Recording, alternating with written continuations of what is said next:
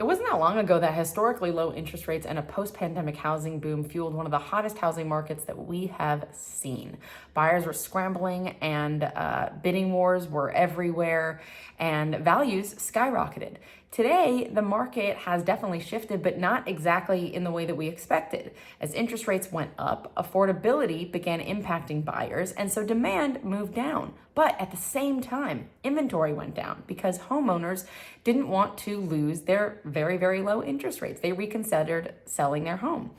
The thing is, buyer demand has not fallen as quickly as inventory has. So oddly enough, it's still considered a seller's market.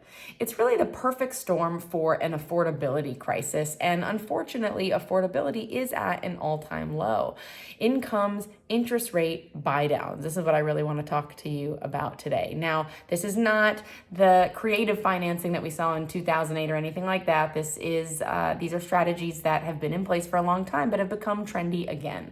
There are temporary interest rate buydowns and there are permanent interest rate buydowns. A permanent interest rate buydown allows you to pay a fee at the closing table to permanently buy down your interest rate. But I want to talk a little bit more about temporary interest rate buydowns because that will allow us some time for the market to for interest rates to come down as they will, and then you refinance at that time.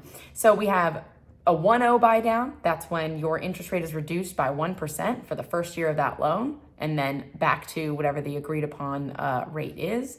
The 2.1 buy down, which will reduce your interest rate 2% in the first year, 1% in the second year, and then back in the third, and a 3.2.1 buy down. So you probably get the picture by now, but then a 3% reduction the first year, 2% the second year, 1% the third year, then back in that fourth year. But you will not be in that loan for as much as 4 years. I can promise you that with rates where they are today. So with affordability so heavily impacted in this market that we're in now, and values still continuing to rise, this will help would-be home buyers from being left behind.